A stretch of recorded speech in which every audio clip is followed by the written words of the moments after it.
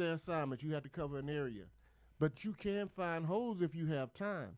But the problem was they didn't have any time. Yeah. And so when you can when you can cover four guys with seven, the seven is always going to win. So I think that was a problem. And then on the defensive side for Kansas City, you sell out and you stop the run, but then that's gonna leave holes for them to pass the ball, and Jalen Hurts could use his legs a little bit, and that's what they was able to do. So they was able to take advantage of it. But like I said, I know going in, I picked the Eagles because I seen that the matchup would have been Baltimore, Kansas City. I mean Baltimore, Philadelphia, or Buffalo. Because they can run the ball, and they have big linemen that can push the line of scrimmage. But that was just a bad matchup from the beginning. Well, think about this, guys. I did some research and found out that in the history of the NFL, there's been 8 games that was played like this, the Kansas City Philadelphia game in this regard. Philadelphia did not blitz one time. Once. Yeah. I saw that as well. They didn't have to. And of the 8 times in NFL history it's happened, the team that didn't blitz has won all 8 times. They didn't have to blitz. They didn't have to blitz. And again, I also wanted to piggyback on this. And Fangio had a reason not to blitz, because this season and probably for the last 5 years, the best quarterback against the blitz has been Patrick Mahomes. Yeah, yes it has. So I guess he had a really sound reason for not blitzing. Mm-hmm. What really surprised me in this game is that, and me and you talked about it prior to Wayne arriving here in the studio, is that there was a refusal on Patrick Mahomes' part to take the check down, even when it was there. Refusal. He That's just the perfect way to put throw it. He was looking, and maybe you can explain this, Walker. Is that I also saw this trend in the game, and even the first pass that they completed, they were only trying to hit the Eagles over the middle. They weren't really trying to do anything outside. Can you explain why they were doing that? Well, that's the zone defense. It allows you to get those passes in the middle. Yeah. But when you have extreme pressure on you and the line of scrimmage is controlled by the defensive front, you don't get to those spots. Yeah. Routes don't develop. I mean, it's like he was taking 5-step drops, but by the time he get to his field drop, they right there in his face. And the pressure was not an interesting thing. We were watching the highlights earlier. It wasn't that the pressure was he would get pressure up the middle, of course, but he couldn't even go right or left. He couldn't go right or left, and that's what you do. You try to stay even.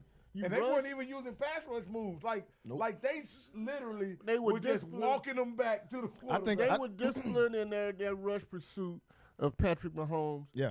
All of you, what you want to do is you want to level off. You want to control the line of scrimmage and level off where he can't step up or he can't step out. Mm-hmm. And that's what they was able to do.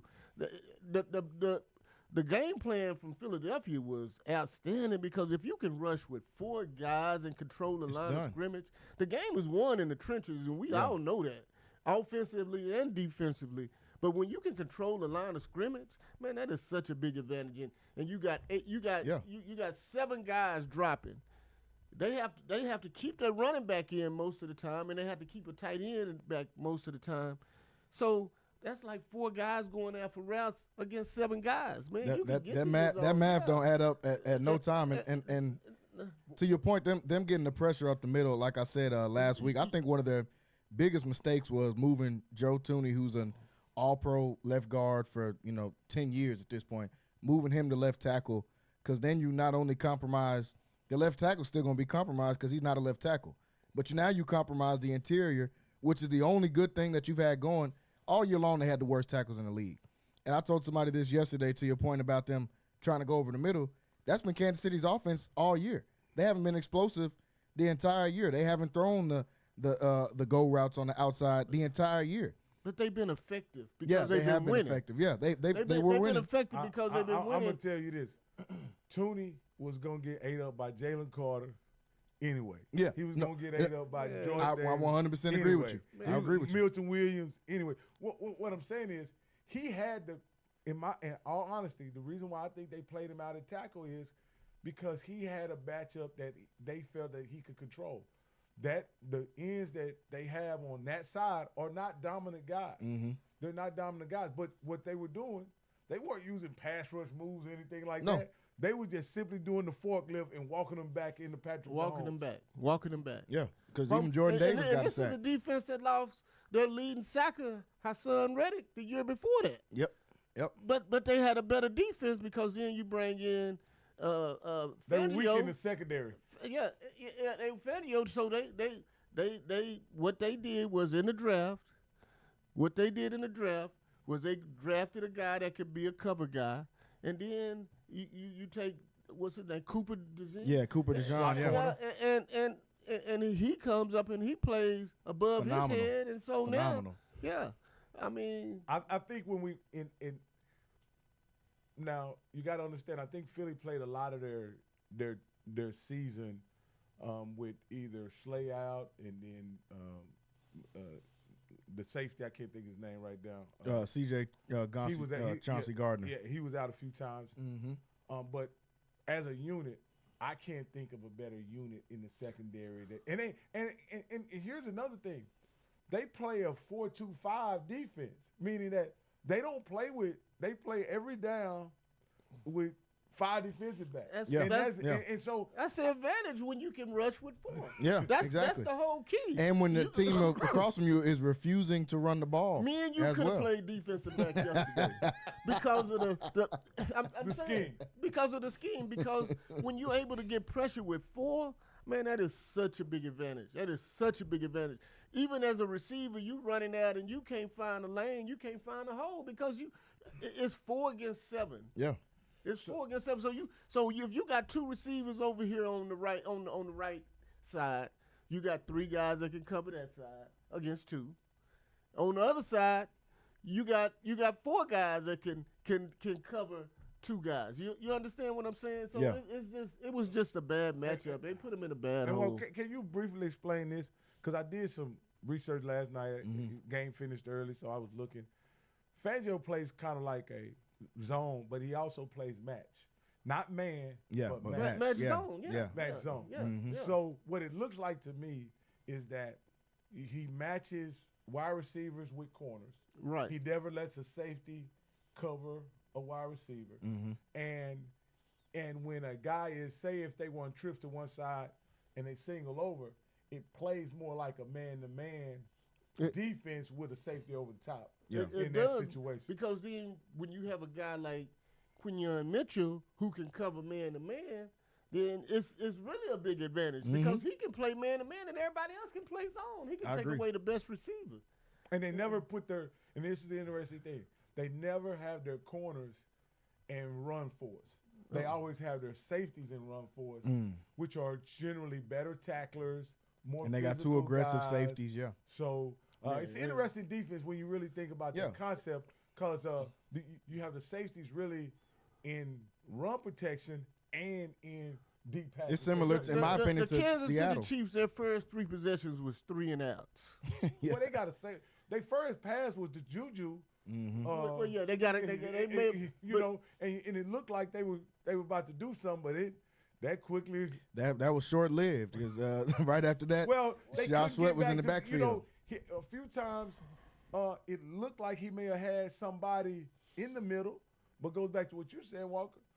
The inside, they would get so much pressure up front, he couldn't even follow through. They were disciplined in their rush lanes, and that's Yeah, what you have very to be disciplined. in that type of deal. You have to be disciplined in your rush lanes.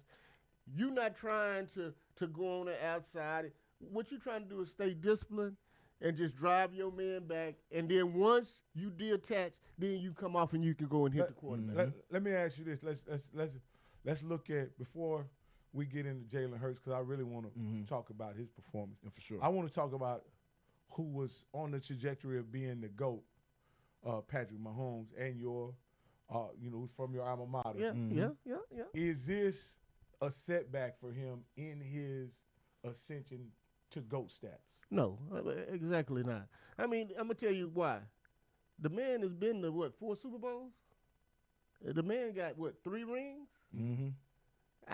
You can't 5 take Super that away. Bowls, 3 rings, That's yeah. already, that's in the history books. That's It is. established. He's been to the AFC Championship game 6 out of 7 years. Mm-hmm. How can you take that away? You can't take Oh, that away. he's only been to the AFC Championship game. I think Yeah, he's been yeah, to the he's- Super Bowl he's been 5 there out of 7 years. As a starting quarterback, he's been there 7 times. Seven Seven times. times. Super Bowl How 5 can out of 7 years. You can't take that away. You can't Oh, take no. that away. You can't take it. And he's still, the thing about Kansas City is they resilient. They've been able to transform their team. They had a guy like Tyreek Hill.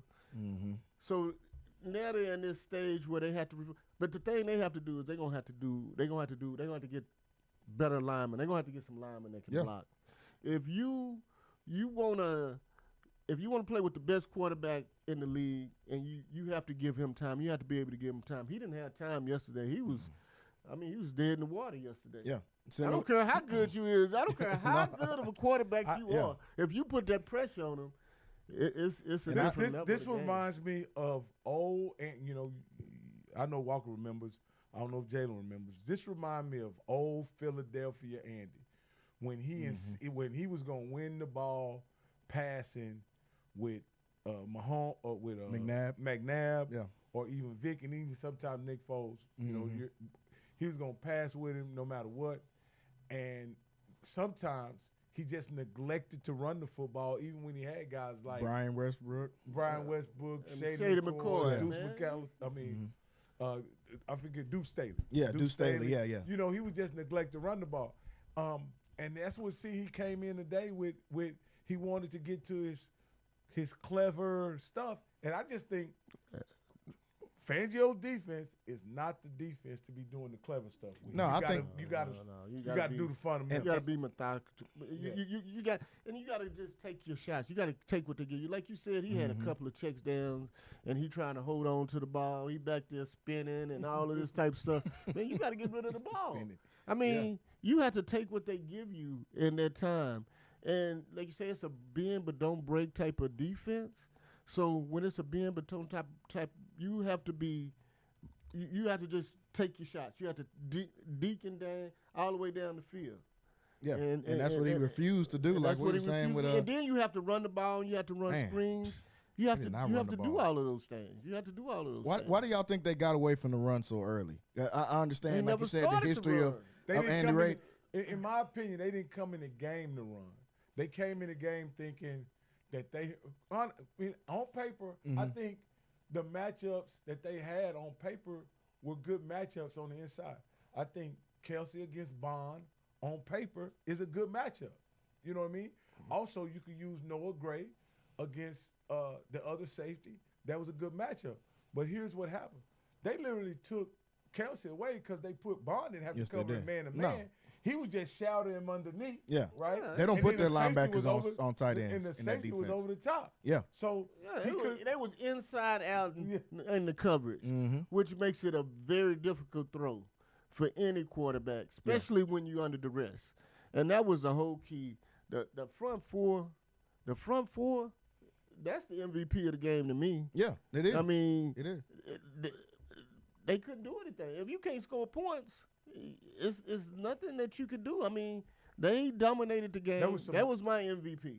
There was some crazy stats. I want to say in the first half, in the first quarter. 23 yards. 23 yards. Yeah, 23 yards in the first. Yeah.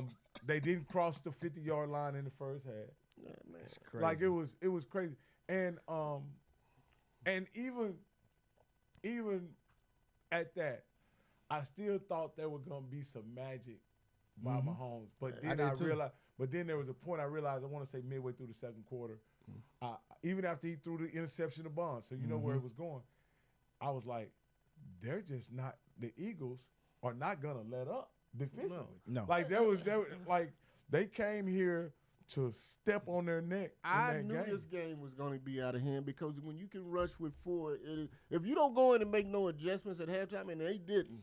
Not one. They didn't make no adjustments. They didn't make one. They came out doing the same thing, and the same thing continued to happen to them. Yeah. So I knew the game was over with at halftime. Oh yeah, it's Because 24 to 0. the thing Yeah, about it is, now you have to be one-dimensional. Now you have to pass the ball to get back in the game. which wasn't working the entire night. The whole night. From the first 3 plays when you came out and you passed the ball, Yeah. the first 3 plays. Yeah, You already knew who was dominating the game, and it was the defense. It was a defensive front. So once you one-dimensional, you're not gonna win in the NFL being one-dimensional. And you can't protect. and you're playing against their best unit. Their best unit is the defensive line. Yeah, because these guys can peel their ears back, and all they know is they have to rush. Mm-hmm. I'm gonna tell you, for an offensive lineman, the worst thing to do is to have to pass protect the whole game. Oh yeah. That's the worst thing you want to do is you have to pass protect the whole game. Now, when you talk about putting a hat on somebody and you want to run the ball, that's what they want to do. Mm-hmm. Sometimes you have to yield to the lineman. You got to run the ball a little bit, and they never did that. They never got into that. What made it so difficult for them to then transition to the screen draws, quick game? Like, why couldn't they get transition? I like to bring up Brady a lot of times when we talk about adjustments that Brady made in those situations. Whenever Brady would come under a lot of pressure, you knew what was coming. The quick screens, the stop routes, all that kind of stuff. And he would try with the wide receivers, he tried with the tight ends, and then he tried with the running back. Yeah. You know, he was gonna get to the quick game some kind of way. And it seemed like, now I'm not saying this is Mahomes' fault, but it just seemed like that wasn't what they were going to do. Mm-hmm. Well, the element of surprise was gone. You had to start doing that in the first quarter. Yeah. You can't start doing it when you're 24 down because now they're expecting it. Now everything is passed. Watch the quick game. Now Philadelphia knows, hey, they can't go deep on us. We can rush with 4. The game plan just stayed the same. So now the element of surprise, you're not trying to run the ball. You're not trying to do quick screens. Now we know that stuff is coming. So now you can't get to it because now it's too late because you didn't start doing it in the beginning. And then down and distance, I think, took them out of a lot of that stuff too, probably. Yeah. Because they were really bad on, holding. They were really bad on first down. Man, Like, They were terrible on first down. Every single first down. And so when that element of surprise went out the window in the first quarter because you already behind the 8 ball and now you behind. So now you trailing. Philadelphia able to do whatever they want to do. Then you're trying to sell out on defense and you're trying to put 8 in the box. And it's just throwing catches like playing 7-on-7 out there for Jalen Hurts. Yeah. You know, if I don't find nobody open, they didn't rush 7 and they taking these wide passing. I can run the ball. I can go get me 10 and slide and do what I want to do. So, man, Kansas City game plan was just flawed. And they played well on defense the first half, I want to say. They did. They did. Kansas City did. Mm-hmm. They did. They played But pretty good. They spotted them. The Kansas City's offense spotted them 14 points dang near with the pick 6 and then a pick on the 15-yard line. I'll say this. They played well enough to be in the game. They still gave up 200, almost 200. I guess 150 yards in the first half. They couldn't guard one-on-one, and that's the matchup I knew they was going to attack. They couldn't guard one-on-one, and they stayed on the field a whole lot. You just Too look much. at the time of possession. That's Man, when the defense is tired. Yeah. You know, and then they were balanced because even though Saquon didn't get a lot of yardage, they still ran the ball. He got a lot of carries. He still got 25 carries. They still kept him honest. Yeah. And then Hurts got 11 to 12 carries. He did. So even though Gainwell got 6 carries. I mean, So they were running the ball. Mm-hmm. It wasn't just to keep them honest. Yeah. And that's what Kansas City didn't do. Kansas City didn't run the ball to keep them honest. You still have, even if you got to take that sometime. You got to keep them honest and say, hey, because now when you become one-dimensional and you just passing, man, that's the easiest thing. To know what they're going to do, that's the easiest thing to defend. Yeah, and they knew exactly what they were going to. And then on the same token, by the same token, Jalen, Kansas City knew Philadelphia was going to run the ball, but they did it anyway, right? So they kept them honest.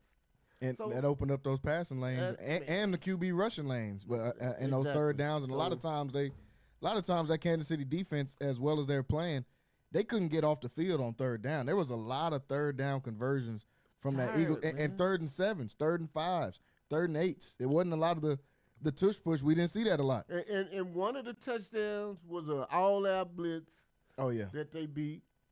Yeah, One when of the Saquon went across Jalen's face, got picked up the and that's a touchdown. So sometimes when you pick and choose a blitz, sometimes it works and sometimes it doesn't. Well, Yeah. I think Spagnuolo is a aggressive guy. Very. He's a very aggressive guy, and I think in this particular situation,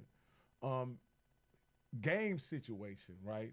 I don't think aggression. He could have taken it easy on and made, because I think there were times when he tried to make Jalen throw in the coverage, and Jalen, scrambled out and made a play. And a few times, though, Jalen threw it away. So I think the first field goal, Jalen threw it out of bounds and they kicked the field goal.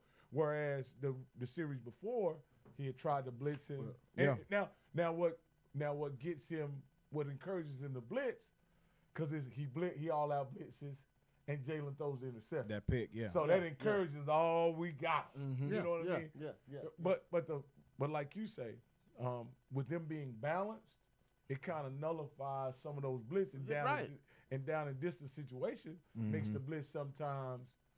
Matter of fact, it makes it where down and distance you get in a situation where you have to blitz to stop them, and then they're able to hit Devontae Smith, Javon Dotson, and AJ Brown. And a couple of times they blitzed in Philadelphia ran the ball. Yeah. So it wasn't no timely blitzing like he usually does. He's usually kind of pretty good on picking up when they're going to pass. I didn't realize, but on like 3rd and like 12 in the second half, they ran a QB power for like 16 yards. Yeah, they did. Because they knew exactly what you finna send the house. All right, we're going to get these big 6'8", 6'9" linemen pulling and moving forward and run behind them. Push them on, let them Speaking through. of that, what is the let me ask you guys this. Talking about Jalen Hurts now. Mm-hmm. What is the conversation now about Jalen Hurts? Jalen Hurts, in my opinion, has had a pretty tough last 2 years for a guy who played phenomenal in the Super Bowl. Outstanding. And then these next 2 years was, in my opinion, his team has been okay, make the playoffs both times. But he's been criticized quite a bit. Especially after that 8 or 9 game losing streak last year when they went 9-0 and then lost every single game after that. He led the league in turnovers that whole year. Leading into the beginning of this year, he had the most turnovers in the league. I think Jalen Hurts has elevated himself to another level because of obviously the Super Bowl MVP, but outplaying Patrick Mahomes, who's going to be considered in the top 2 or 3 no matter what he does the rest of his career, outplaying him in 2 Super Bowls. The first one, he just didn't get the ball back. Jalen Hurts didn't get the ball back. Mahomes got the ball with 6 minutes left. The Eagles never touched the ball again, and that's why they won. But he outplayed Mahomes in that game. This game, he outplays Mahomes once again. I think he's elevated to himself. I'm ready to put him in as a top 5 QB as of right now. We talked about our top 5 QBs the other day. Yeah, I know it's kind of. I'm not going that far. I would because we said we got the obvious names: the Mahomes, the Burrow, the Lamar, the Josh Allen, and that 5th spot is up for grabs, in my opinion. I'm gonna compare now. I say he's top 10. Top 10 for sure. Not Styles, Walker. Not top 5. I want you to get this. Not Styles, because their styles are very different. Mm-hmm. But I see him in the same vein that I think a lot of people view Troy Aikman. Okay. In this regard.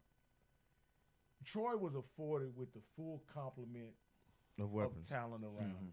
Mm-hmm. And Troy is seen as a great quarterback, right? But as a Dallas fan, he wasn't asked to carry a season. He wasn't very few games he was asked to carry. Yeah. But in the big games, he never made big mistakes, and he made a lot of key throws and key plays when there was a high leverage play. Yeah. He made a few high leverage plays. So when you look at Troy's stats aren't remarkable in no way. Matter of fact, I'll say this: Randall Cunningham has better stats than Troy. Oh Aikman. yeah, for sure. But when you look at what Troy was able to do as a winner, I think he's viewed in very high regard because of that. And I think Jalen Hurts, after it's all said and done, because I don't think he'll have great stats. I think there's going to be, if the Eagles continue along this journey, they're going to have games where he throws for 125, 130 yards. But Troy Aikman had yards. the same thing that Jalen Hurts had. He had a top running back with Emmitt Smith. He had a top receiver. He had the best offensive line. He had Jay Novacek. Great defense. And then the defense the same way. Yeah. That's a recipe for success. Yeah. At any point. So I don't think he's a top 5 quarterback because if you put Lamar Jackson in that offense there. He's above none of those guys. Yeah, for sure. Even if you put a Joe Burrow in that offense. Yeah. But let's be honest about this though. This is what I want to say. So there have been I'm a Dak guy, right? I always thought from the very first season he played quarterback full time. I thought he was a better version of Dak. He was a more dynamic Dak, right? All right. There are a lot of people that have said over the past 2 years, especially, Cousins is a better quarterback. Jared Goff is a better quarterback. An aging Matthew Stafford is a better quarterback, right? Some people would say they take Kyler Murray. Yeah, Justin Herbert, Kyler Murray. Yeah. You know what I mean? So this is what I want to say. I want to say that he fits well with his team. He does a great job with his team. And you cannot judge him just based on stats. Yeah, 100% right. 100% right. He's good for that team. He's perfect for that team. And again, he's one of those guys that sometimes the eye test isn't even that impressive. This guy has been through a lot even since college. Man. Yeah, exactly. Exactly. So I'm rooting for him because everyone that's tried to tear him down, he just keep building himself back up, and he's been successful. Tua. You see what Tua? Yeah, he was benched in a national championship game. Yeah, benched. Tua. Yeah. And had to come back in the next national championship game. Yeah, and caused him to do what? He goes to Oklahoma, has a great year in the Heisman race. Yeah, in the Heisman race. Gets drafted in the second round. Man, he's defied everything that they tried to tear down from him. So even before Lamar, he was one of the guys that was dubbed the running back, playing quarterback. Yeah. These are all things that were said about Hurts. I've seen I think he was 11-0, 12-0, and they said in a nationally televised game. He was playing the SEC championship, I believe. And the announcer said, "Hey, I don't believe he's a NFL quarterback, but he's good for what Alabama does." Yeah. You know what I mean? I think they were playing Georgia or somebody. Yeah, they were playing Georgia, I think. Yeah, and so I just think what Jalen Hurts does, he makes it look very pedestrian. But when you even yesterday, watching the game, I look up. He's thrown for over a couple hundred yards. And what I thought he wouldn't do, he ran for over 72 yards, which set a Super Bowl record. So when you look at his results after the games that he plays, his results are much more impressive than his individual stats. Agree. And then he's very good situationally, and like you said, for his team. Yeah, for that team, yeah. I think it works perfect. Like you said, the guy is a winner from high school to college to all the way to now. The dude wins. He doesn't do anything great, and I think that's the thing that makes people diminish him. He doesn't have the great long ball. He doesn't have the great spiral. He doesn't do any even rushing the ball. He's a good rusher, but he's not Lamar Jackson. He doesn't listen, and he doesn't listen to what we say or what people say. Mm-hmm. Man, that man is he reminds me of a Philadelphia folk hero who shares my name. Oh, right. Balboa. Meaning that he's best after he's got punched a couple times. And he's a team guy. He's a team guy because you go back and they were showing where his screensaver was the Super Bowl from 2 him years walking through ago. The confetti, And walking, man, that's been what his motivation has been since then. So once he got to the point to where he could fulfill that. Mm-hmm. Man, he went all out. He went all out. And then, they bring in a guy like Saquon Block. Man, he welcomed that guy to the team. Yeah, he He did. hugged him. A lot of people, when you get to football, sometime a lot of people get jealous. Like I would say like Brown. Okay. Yeah, because that's what I was going to ask you. What's, like Brown. what's Like wrong with A.J. Brown? Yeah, so his numbers ain't what they. Yeah. And wide receivers are divas, man. I'm telling you, man. We want the ball. We want the ball. Yeah. But man, you got to have you got to go into this with a team concept, and winning is his only sure. thing. His only results. Well, I think a lot. So, in speaking about A.J. Brown, I just think A.J. Brown is one of those guys where he can be a high volume wide receiver, but as long as he's on the Eagles team, much like it was when he was on the Titans team, right? Yeah. He won't be high volume because of the running back that he plays with. Mm-hmm. And I think that the emergence of Saquon Barkley, I think, unnerved him early in the season until he figured where they were going. We winning. Yeah. Where they were Winning going. is all that matters, man. Because at the end of the day, once you got your money, because right? he got his money. He's got his money. He got paid. Once you got your money, and now that you're winning, what does stats really mean at the end of the day once you got your money and once you win? Man, especially when you get older, because when you get older, man, you start to think about, man, I got a ring. Mm-hmm. You know, I have some diamonds, I have some clusters on my finger. Yeah. You know what I'm saying? And that's what it's all about. And he has that now. So now it's, I mean, it puts you in a different atmosphere, because now, like, everybody don't get a ring. It's been a whole bunch of guys that play in the NFL and they don't never get a ring. Yeah. I had 3 years in the NFL. Yeah. I don't have one. Yeah. I don't have one. But especially with, you've been successful, you catching the ball, you doing this, you have no reason to play. You gotta think about it as a team concept, and winning is the only thing that matters. You know, one of the things I appreciated A.J. Brown for, down the stretch. I think he accepted that he wasn't going to get 8-9 targets.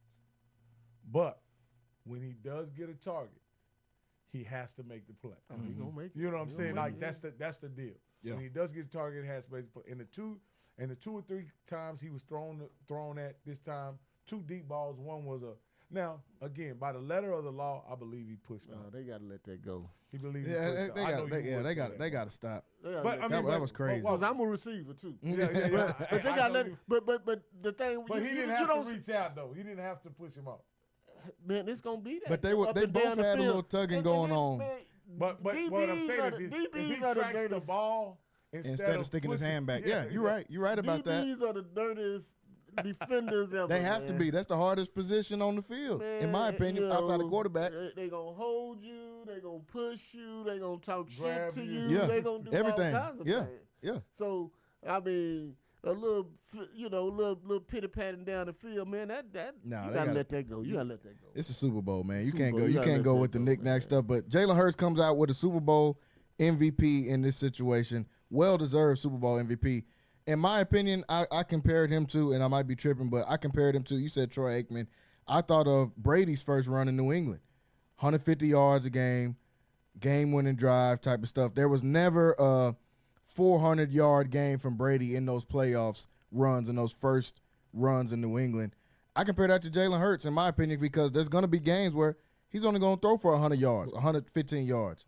I will say this, though, to Brady's credit. Mm-hmm. Brady never played with the complement of weapons. No. Jalen Hurts. But his defense was played amazing, with. but he didn't have And I'll also say this. Jalen is still a playmaker. Mm-hmm. Right? Now, I'm not saying he's not a delivery boy. He's not that. Yeah, He's a playmaker. Now, I think unfortunately sometimes when he forces himself to be a playmaker, he can get a little out of whack sometimes. Mm-hmm. But he's, unlike some guys, he's always able to bring himself back and do what the team does. I would compare him more to a Russell Wilson type of Super Bowl victory, because he had a dominant defense, had a good line, but he was just able to do the things, and you were surrounded. Because defense, every Super Bowl that's been won, it's been dominated basically by the defense. Mm-hmm. 70% of the time, unless you get to like them Rams and all them, who I used to be rocking with on PlayStation. But Oh yeah, you used to give me the blues with that. but the Greatest show on turf. Yeah. Greatest show on turf. I mean, on turf. But guys like and then, but defense is what travels. Yeah. Because defense, what happens with defense is, man, the more you play together, the faster you become. You learn your assignments, and it just becomes second nature, man. So defense is, you look at, this was just as comparable as that Baltimore defense that won the Super Bowl with Ray Lewis and those guys, man. 2000, So, yeah. That was a great Super Bowl run, and like you said, Tom definitely didn't have these weapons on here, and I think to both of you guys' point earlier, this is a team that's built perfectly for Jalen Hurts. It's honestly similar to how his teams were in Alabama. We got studs on the outside. We got whatever the best running back in the nation is in the backfield. We got an outstanding defense, and that's his recipe for success. Where they go from here, and as far as duplicating that success, they have a lot of decisions to make because Jalen Hurts is going to be due for another contract coming up in a couple of years. A.J. Brown, all of these guys are going to be due for another contract. Even Saquon, I think Saquon only signed a 3-year deal. So all of these guys will have some contract stuff coming up. But all the guys are under contract coming back in the next year. I think maybe Slade might be one of the only guys, or Zach Bond. They got to make some decisions there as far as signing him. He got to get paid. Yeah, he's definitely got to get paid, especially getting a pick in the Super Bowl. I said, man, it's all pro too. He all pro team. So perfect year you can have as a linebacker. Let me ask you that, Walker. Your first year as a full-time player and you make all pro, on a prove-it deal, right? Mm-hmm. Yeah. Do you and your agent come out and just hit him in the head? Try to get a long-term deal, or do you realize the security. fit matters? Security it means everything. I mean, you went out and you overplayed the expectations that they had for you. You made all pro. You did everything, and he's great for their defense. Mm-hmm. He's probably the catalyst of that defense to me. Yeah. But you go in, and this team gave you opportunity, on a prove-it deal. So now you as a player, and everybody wants something different. And you didn't want a ring. You want a ring. Now you want to get paid, but you want to be compensated fairly, because this team gave you opportunity, and you went out and you overplayed the expectations that they had for you. But they gave you opportunity, and it's a good defense for you. So you don't want to be too friendly, but you want to get your money. You want to get Walker, paid. you often tell me about how fit matters. Yeah, fit matters. Fit matters. Yeah. And sometimes, and you say in your situation, had you had a chance to probably do it all over again, you would have took fit over money. I'd have stayed in San Diego because I knew the system. I knew the coaches. My quarterback from college was there. And I had that rapport. But then I left for money.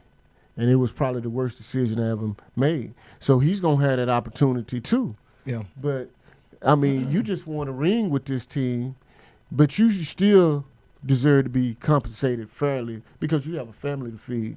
And you have to think about life after football.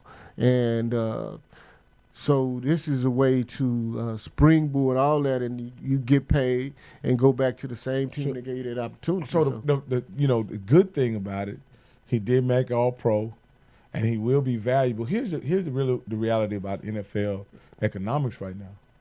Linebackers don't make a lot of money. I know it, but I'm gonna tell you where he probably got paid at because they not thinking he's gonna be they probably not thinking he's gonna be all pro. Yeah. The incentives is probably what got him this year because most of the time they don't think.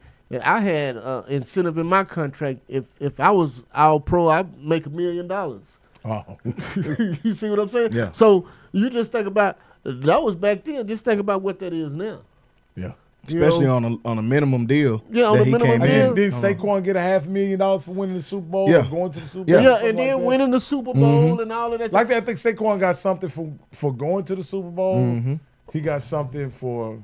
He would have got more if he got Super Bowl MVP, I believe, was in his contract as well. But yeah, he got something. He had a lot of incentives. So you playoff had those incentives. You had those playoff incentives where if you go to the playoffs, that's another 250,000. If you make All Pro, that's $1 million.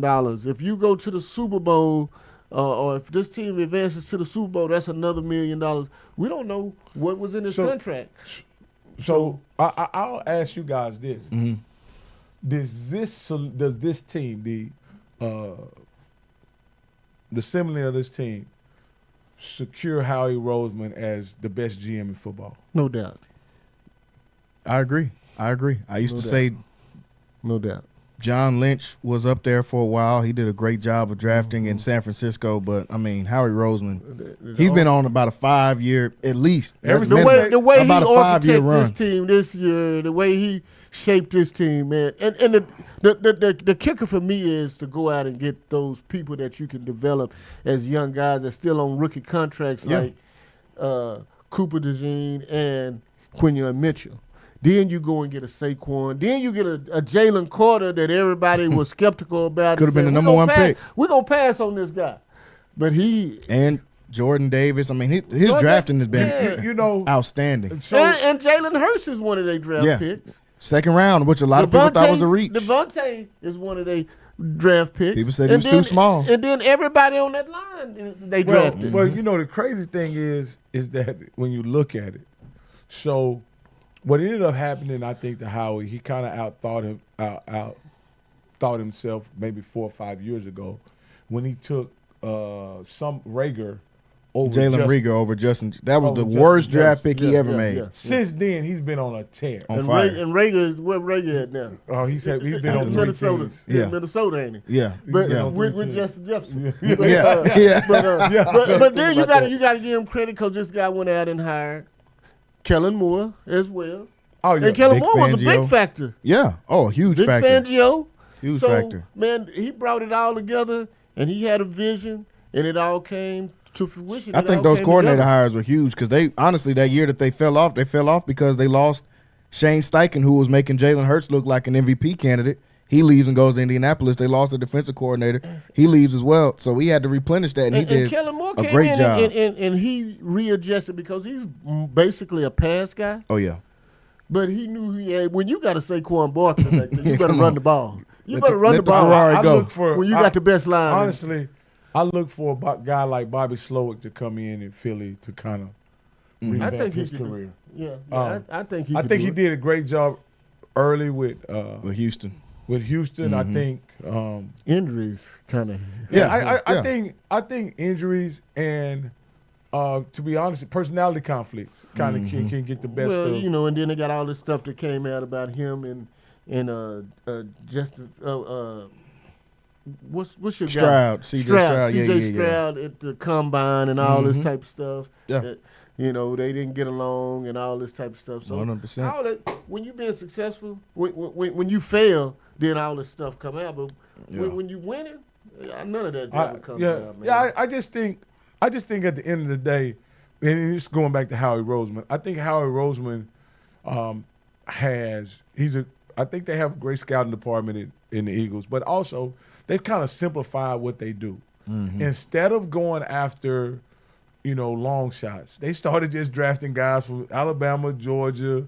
The best player available. They was getting best available. And so what you do with and this is one of the things that I often criticize Jerry for from time to time is that rather than get the guy that you know is good, you try to outsmart everybody else. Get a project guy.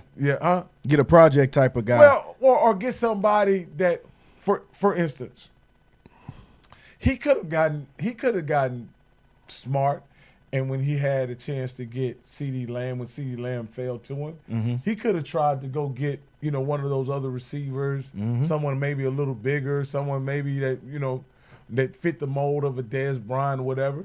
But he didn't do that. He got CeeDee Lamb, the best available player on the board. Yeah, and I think when you do that, right? That's the best GM in the league right there. Who is that?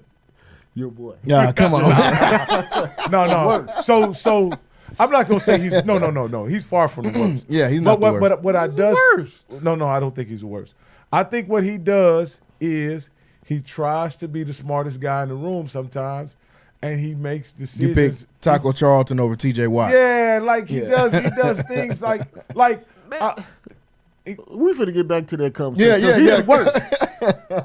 The way Dallas became successful, they made a trade with Herschel Walker. Mm-hmm. Yeah. That's what made Dallas successful. And Jimmy Johnson was the guy that did all of that. Mm-hmm. And Jimmy Johnson was calling the shots and going out and getting. Jimmy Johnson didn't have a cap to deal with either. Now let's be fair. He didn't. But look what he put together. No. He gonna get Charles Haley. He gonna get Charles Haley. He draft Emmett. He draft Aikman. He draft Michael Irvin, Harper. All these guys he drafted. Russell Maryland, man, come on. Well, what I'm saying is, I think Watson? You go back 2 years ago in the Cowboys, we were talented enough to win a Super Bowl, man. We just hadn't played well in big games, man. We had enough talent. When you looked at what we had on with the year that we drafted Michael, we drafted Michael, we had enough to win the Super Bowl. I'd even say the year after, we had enough. But what ended up happening is in big games, high leverage situations. Who was the defense coordinator? Who was the defense coordinator? Danny Quinn. Defense travels. That's who should have been. That was a huge point of it too. We got now what? Okay, so that was gonna transition. You were talking about Kellen Moore. Okay, I wanted to talk about this. Is Kellen Moore gonna be the fish that got away for Jerry the same way that Sean Payton was? Yes.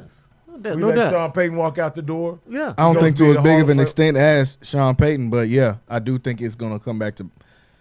I think it will come back to bite him, man. I'm not sold on the Schottenheimer guy at all. So letting Moore go, seeing him have success in Philly, letting Dan Quinn go was the biggest mishap of the that was the biggest one to me of the last 5-6 because years. You had a coach that had already been successful. Now I want to defend. I'm not gonna say he's the best GM in the league, but he has done some real shaky stuff going. And I'm talking about going back 5 years.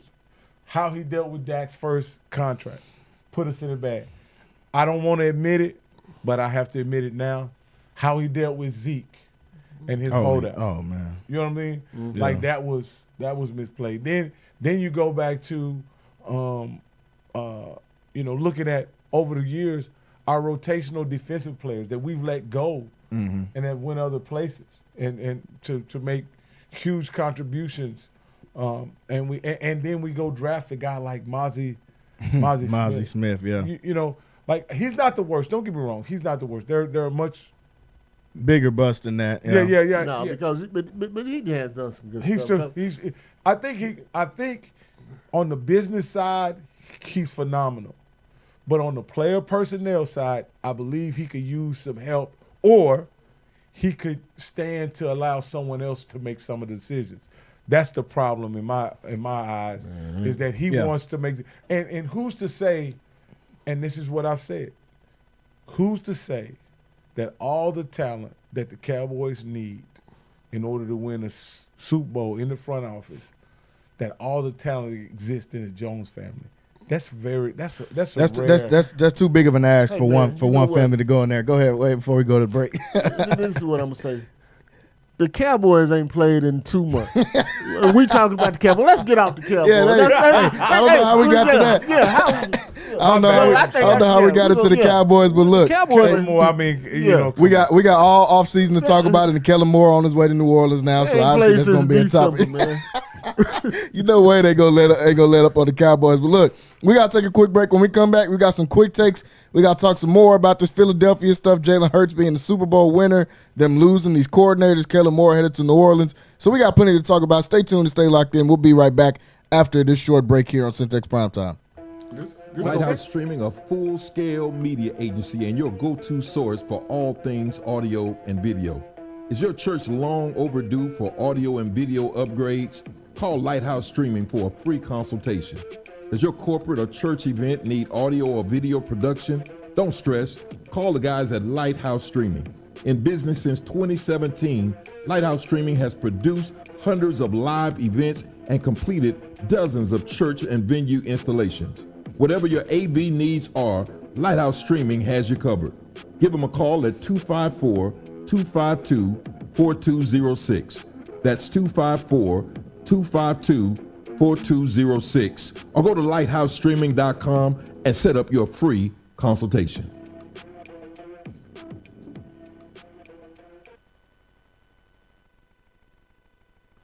NSJ Event Co., one of the premier event designers in Central Texas and a Centex Sports Network supporter. Voted Waco Awards Event Planner of the Year 2021, NSJ Event Co. is your go-to source for event planning. Whether it's your next baby shower, birthday bash, wedding, or retirement party, NSJ Event Co. will bring out the elegance, class, and style your event deserves. Call NSJ Event Co. at the number on the screen or scan the QR code to schedule a free consultation. NSJ Event Co., where the party lady takes care of all your event needs.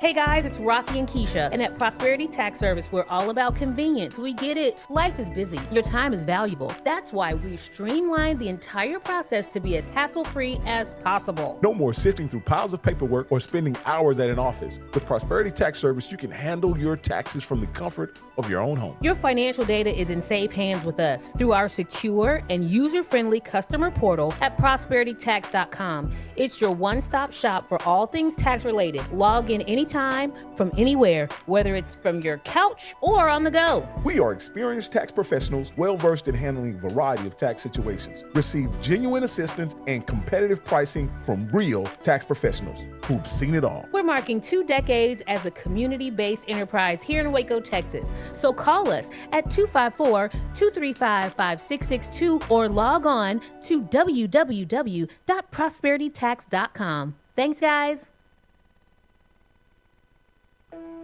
Lighthouse Streaming, a full-scale media agency and your go-to source for all things audio and video.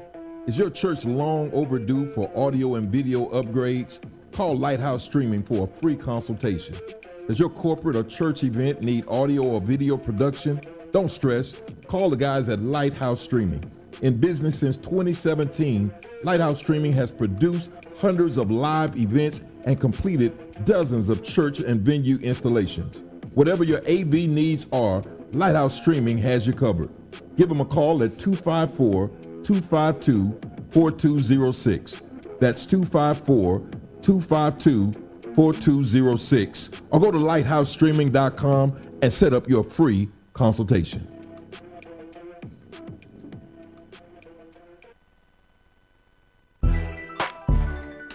Hey guys, it's Rocky and Keisha, and at Prosperity Tax Service, we're all about convenience. We get it. Life is busy. Your time is valuable. That's why we've streamlined the entire process to be as hassle-free as possible. No more sifting through piles of paperwork or spending hours at an office. With Prosperity Tax Service, you can handle your taxes from the comfort of your own home. Your financial data is in safe hands with us through our secure and user-friendly customer portal at prosperitytax.com. It's your one-stop shop for all things tax-related. Log in anytime, from anywhere, whether it's from your couch or on the go. We are experienced tax professionals, well-versed in handling a variety of tax situations. Receive genuine assistance and competitive pricing from real tax professionals who've seen it all. We're marking 2 decades as a community-based enterprise here in Waco, Texas. So call us at 254-235-5662 or log on to www.prosperitytax.com. Thanks, guys.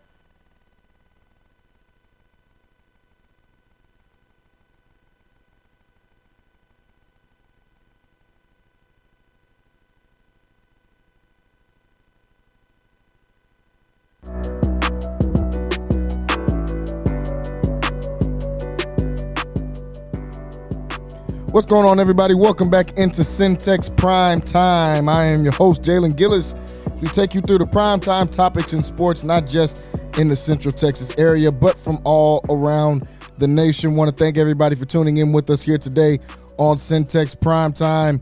Still joined in studio by Wayne Walker and Rocky Miller as we just wrapped up talking about the Super Bowl champs, the Philadelphia Eagles. Somehow we got in a little bit of Dallas Cowboys action, but team, man, you know how we got it, man. We got all off season to talk about the do rights and the do wrongs of the Dallas Cowboys going into for another time, going into this next season. But right now, it is an NFC East team we're talking about. It just happens to be the Philadelphia Eagles. Want to thank everybody for tuning in with us on Centex Sports Network / Centex Sports TV over on YouTube.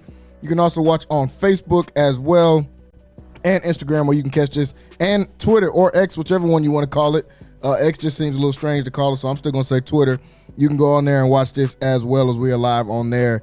You'll be able to catch this 5 to 7 p.m. right here weekdays on Centex Primetime. I already seen said comment on the YouTube. Y'all knew he was going to say something. I seen him put a Eagles fly over on the YouTube, and I'm sure he's going to be excited nonetheless when he comes on here tomorrow to be able to talk about his Philadelphia Eagles coming out with the win. But said I'll let you save that, man, until you come on here. I didn't want to be able to say it. That's how I'm coming today. I'm going to be honest with you. I didn't want to be able to say it. And you know he's a passionate fan. Oh, man. Passionate Eagle fan. So we don't have to hear this until this time next year. Literally. That's my boy. That's next year. Yeah. You can have the whole show tomorrow, man. I don't want to, I had to opt out of that one. I knew he was going to come on. Yeah, I know Walker was going to be unbearable, but, said it was going to be a little bit worse. He might come in here with a Randall Cunningham jersey on tomorrow. I figured Walker would be a little more somber today, but I think that envelope with that money. Yeah. His Texas Tech compadre lost in the biggest game. You know, we had a show the other day, and I gave my pick and asked Jalen what I say. We got an alumni from Texas Tech at quarterback, but I'm gonna have to go against him with this one. Oh, okay. I picked Philadelphia.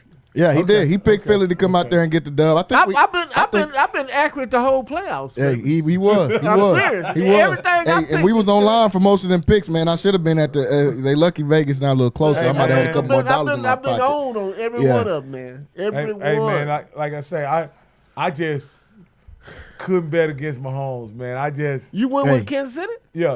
That was my bet. I think Philly has a better team. Yeah. But he didn't want to bet against Mahomes. It's people right now in the homeless shelter from betting against Mahomes. Man, I'm telling you, that Eagles plus 1.5 look pretty good right now. I know some people that's really sick. Oh right yeah, now. oh yeah. They bet big. I couldn't find them when I was trying to make a bet though. You look at the run that Mahomes has won. Like I want to say we were looking at it yesterday.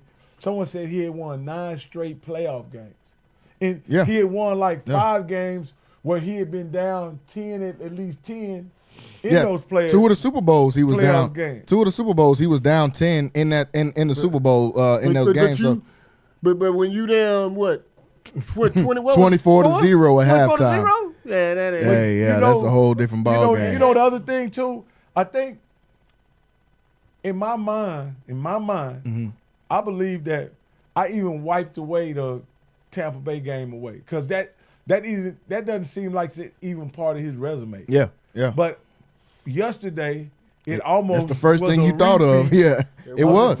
It was the exact same game plan that Todd Bowles had. Hey, I see you, he's showing that tech off, y'all. He's showing that tech. Hey. But that don't matter right now because man, I'm telling you, I picked Philadelphia. You had to give. I felt like they had better personnel on both sides of the ball. They had a playmaker in every position. And Kansas City don't have a playmaker. No, they don't. Walker, this is something you've said many times to me. Players win championships. As much as people want to put it on coaches, as much as people want to do that, but you've always said that players make plays and players win championships. Yeah. That's exactly what we saw yesterday. Coaches are important, but you got to have players. But you remember me and you talking, and I always said, winners find a way to win and losers find a way to lose. Said it all year on this show. Yesterday, that wasn't the case. It was just the best team, the best personnel. These guys was on a mission and they went out and they I think their season is more of a testament to what you just said of winners finding a way to win. Because Kansas City are winners. A lot of those games they should have lost. One game. That's the second game they lost. And they should have lost at least 5. I mean, at least 5 of those games where it comes down to a last-second play. But to your point, winners find a way to win. And it was just a bad matchup for them because if you put Baltimore or Buffalo in that position, I think you have a ball game. Mm-hmm. Yeah, I think it's a way better ball game. I think you have a ball game. But that's a bad matchup for Kansas City. Yeah. It was. Now, if Kansas City would have been playing Washington, that's a bad matchup for Washington. That's a whole nother ball game if they get out there and do. But like you said, Philadelphia, just superb matchup for them against Kansas City in all positions as we broke down the last week. Go ahead. Well, let's talk about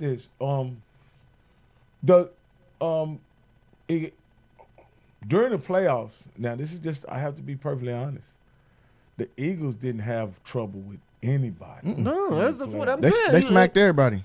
They didn't have trouble with The anybody. team in they had the playoffs. most trouble with, in my opinion, was the Rams. I think that snow really came in and helped. I'm not gonna say saved them, but it helped them because Matt Stafford was carving them up. He was carving them up. Until that snow came, and then they were able to run the ball, and that took them out. But that was the closest game they had in the whole playoffs. And I don't understand why Kansas City didn't do the same things that the Los Angeles. did. Mm-hmm. They little quick screens and Yeah. the things of that nature.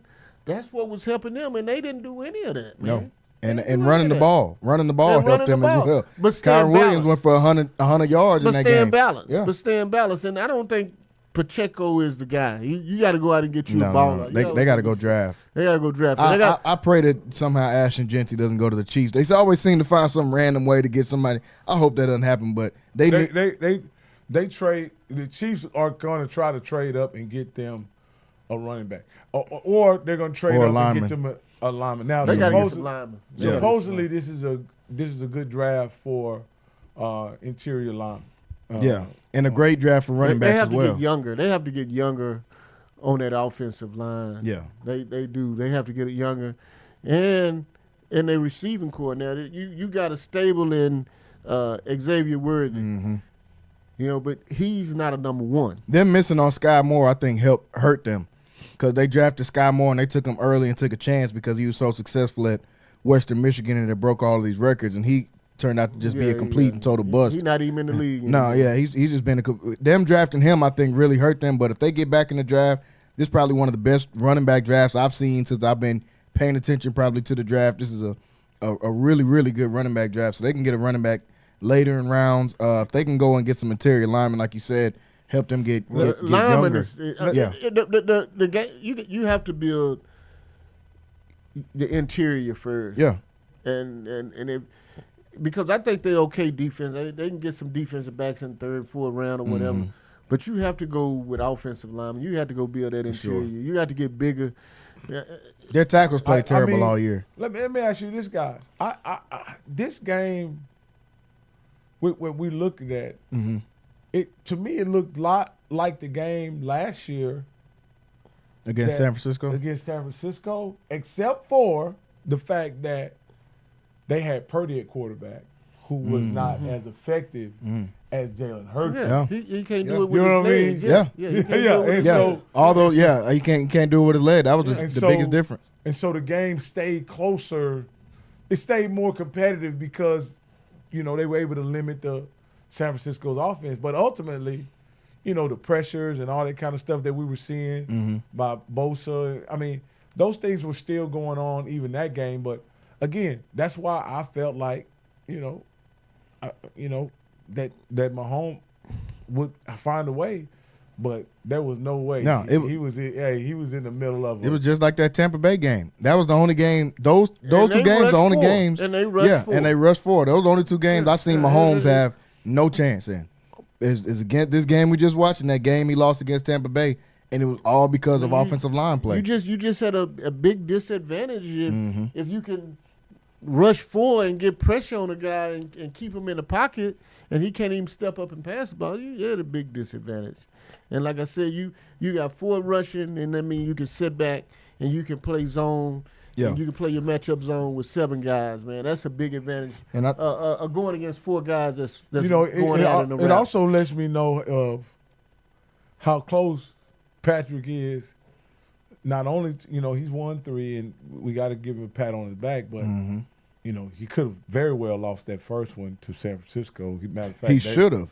if Jimmy Garoppolo doesn't overthrow Emmanuel Sanders with 2 minutes left in the game, a wide open touchdown, but he overthrows him, that game's up. They win that game. And even last year, he used his legs to pick up a first down. And then I want to say I forget the other Eagles game. They should have lost. Jalen Hurts outplayed him in that game. But we can't take that away from him. That's history. No. It's over with. It's over with. It lets you know how critical the outcomes of the games are. Because had he lost all 5 Super Bowls, we would be looking at him quite differently now. A lot differently than we do. Going now, to 5 we don't have to do that, right? But we know, and we got to get into this conversation a little bit because Luke's debut may be happening. Yeah. We'll talk about that in a second. But what I want to say is, we all know how losing in the biggest game, even though it should not, in my opinion, be a negative on a guy's resume, it does impact. It ends up being it ends up being a negative. But I think it's gonna motivate him, and I see the Chiefs back there next year. Yeah, I mean, or Baltimore. I see Baltimore or the Chiefs. I don't see Buffalo having that run like they did, but I do see the Chiefs or Baltimore in the Super Bowl next year. Again, I see Baltimore being a better version of themselves next year. Now I'm gonna tell you this. Now we do know Baltimore plays the more of a high pressure style of defense, but I think this kind of gives them a blueprint of kind of how to deal with Patrick Mahomes and Andy Reid. More importantly, now can Mahomes adjust? I think he can, but he can only adjust if the defense, if the KC defense is able to contain the other offense. Because because I think that's the key. Once they got 17 up, then the game kind of got out of Mahomes' that hope of him pulling it out, and then it went to 24, then to 34. Then you were like, oh no. They got it. It was it ended up being 40-6 in that one. So they Eagles, like you said, just complete dominate performance. We're gonna go back to that. I got a couple quick takes before we get back into some more Super Bowl talk. For the first one of all, the Super Bowl halftime show. What's your thoughts on that, man? Everybody had different opinions on the halftime show and all that kind of stuff with Kendrick. Let me go ahead and say I'm a Drake guy. Okay. Let me just say that off the bat. Okay. Right? And I think Kendrick's attack on Drake was a low blow in the annals of hip hop battles, right? Okay. Because in hip hop battles, we talk about your mama, we talk about your girlfriend, we talk about how ugly you are, we talk about how whack your rhymes are, we talk about how broke you are, but we don't talk about criminality. You know what I mean? And what Kendrick did was he went police on Drake. Well, I mean, for one, I think that's something you can go police on. I think we don't tell when somebody's, maybe hustling or doing something else.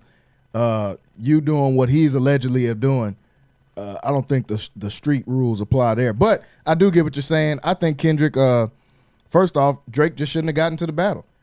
He never got told, like I said, the community Drake grew up in, no one ever told him, hey, man, there's always somebody bigger and badder out there than you. He had to figure that out the hard way at 40 years old, that there's somebody bigger and badder. And for him to make a diss song, because it would have been cool if Drake made a diss song and it went as popular, but it didn't happen. Kendrick makes a diss song, and not only is it more popular, he wins 5 Grammys and performs it at the Super Bowl and looks in the camera while he says your name in the middle of a diss song. So I thought that part was cool. But Wayne, what was your thoughts on? Man, they had Serena Williams. Yeah, out there crib walking. Crib walking out there, man. But no, man. My only deal with this is, like, if you in New Orleans, you need to have Lil Wayne there. That you have to have Lil Weezy in New Orleans. Yeah, and that's Rock Nation. That's Jay-Z's choice. Cause they kind of got into it where he gets to pick the halftime performance and all this type of stuff, which I don't agree with that either. But calling a man a pedophile and all that type of stuff, man, and calling his name. You can perform your song, but just change the lyrics a little bit to where they don't hurt somebody. Because I like the song, and if you going head to head, that's just part of the game. That's part of it. But there too, you had a cease and desist saying that you shouldn't sing it. You gonna have to pay for that. Oh, he's gonna pay. But he's popular, and I like Kendrick Lamar because he's like more like political type of rapper. Exactly. I mean, he makes a lot of sense about I would rather be listening to 94.5 and listen to that old school. Yeah. That's my type of thing. Well, anyway. But I listen to a little rap. I think he cosplays as a conscious rapper. Yeah, You know it's a what I mean? country I think Yeah. Drake But- cosplays as a lot of things as well too. I'm not gonna go that deep onto this show. I think he's the one that's cosplaying. But yeah, Well, what I'm saying is, two guys that was friends, and then you go to this and you Yeah, start yeah, calling yeah, the man yeah, a pedophile yeah. and all of that on national TV and all of that, man. I don't think it's no call. I think he should have sung his song, but the you kind of change up some of the stuff and not the part about Drake so much, you know. now I like, again, I can appreciate a good rap battle. I think, we're a little older than you, Jalen. We've lived through some of the greatest rap battles of all time. Most definitely. And probably one of the most tragic rap battles of all time, where two world-renowned, legendary rappers ended up dead. For sure. But in this particular situation, and with Kendrick Lamar, what it set the table for is that nothing is off limits anymore. Like the next couple guys that gets in a rap battle, they could claim anything. They can allege anything. That is true. Like, you know what I mean? There are no rules now. You know what I mean? You're gonna have guys rapping about gay lovers and transvestites and all kind of stuff now. And I think now the guys are. But that was my only issue was that, man. But you don't just, I mean, you in a rap battle, and that's the song he won all his Grammys off of. You know what I'm saying? But man, you went a little low when you did that. Well, let me ask you this: How do you feel about Kendrick Lamar using Drake in order to catapult his career? One, I don't think that it catapulted his career because Kendrick was already considered one of the best. I think that it did end up catapulting his career. Yeah, it catapulted but the point, no, it did. But he didn't even perform any of his. He got his songs. He didn't perform any of his songs last night because he's trying to promote an album because you don't get paid from the Super Bowl. Only thing you can do is promote something, and all he's got to promote is his album. So he's promoting his album.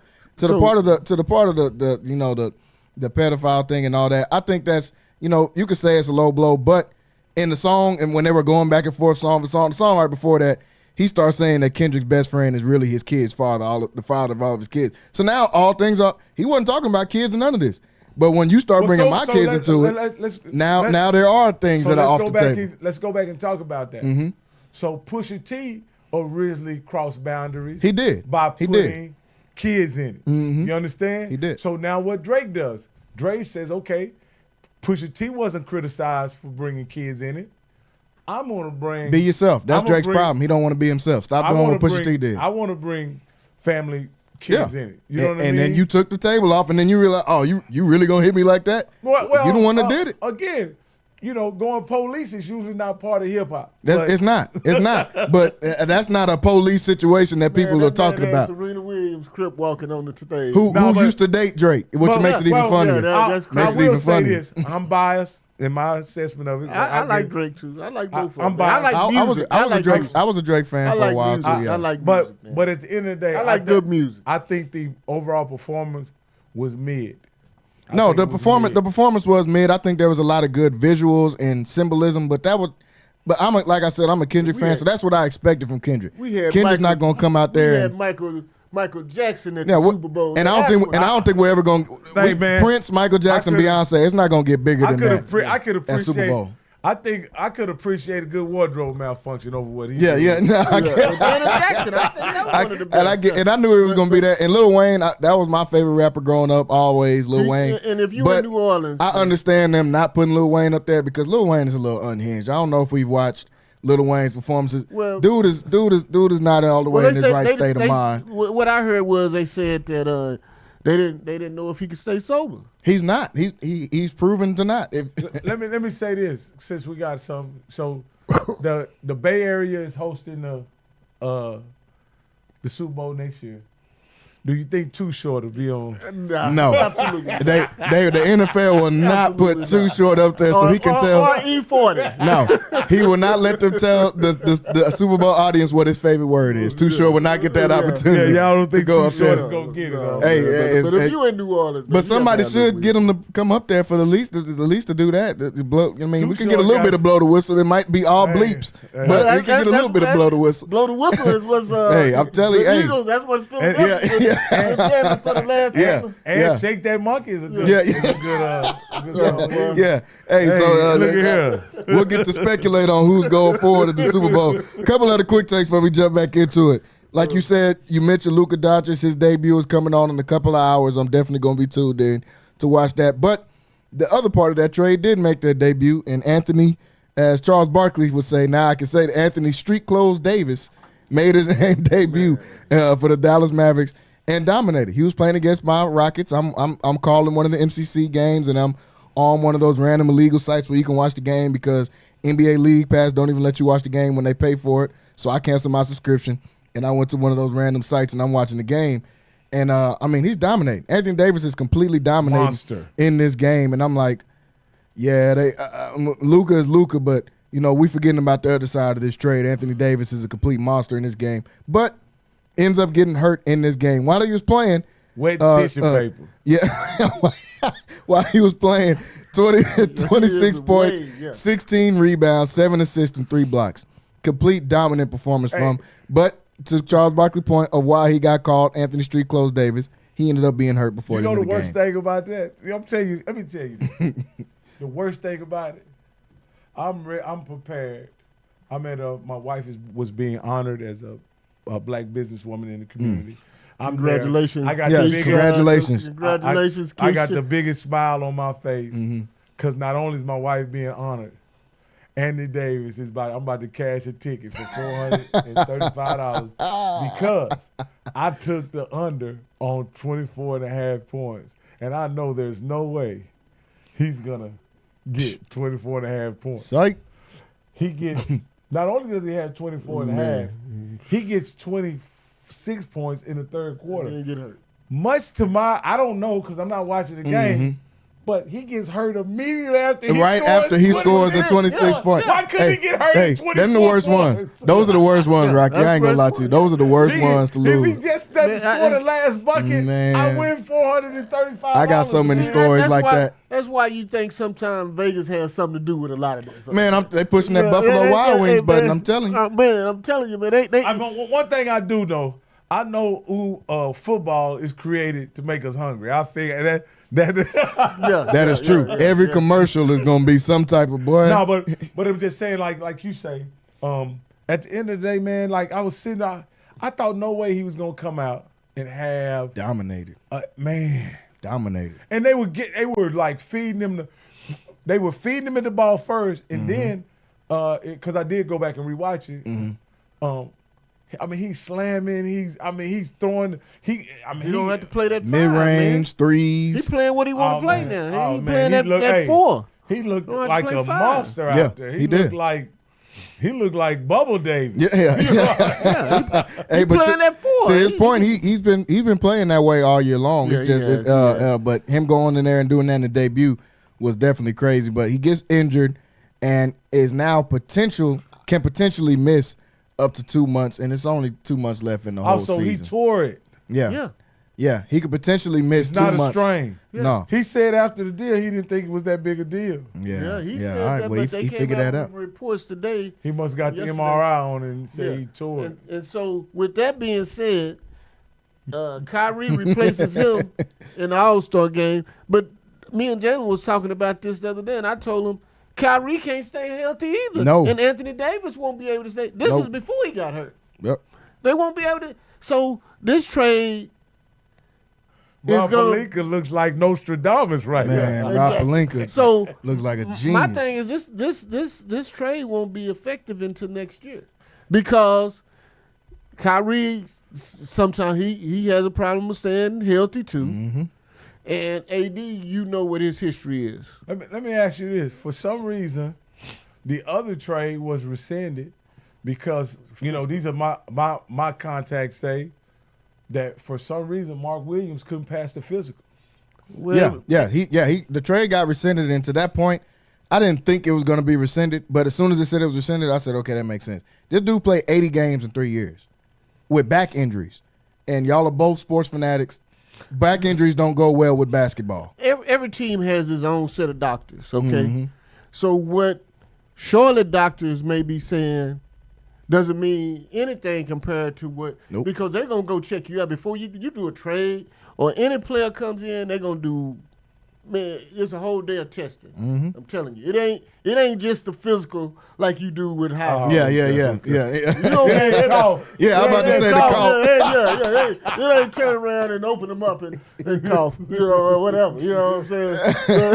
It's a very extensive examination. It's all that. Oh, yeah. It's an examination, and it's over your whole body, man. They gonna eat.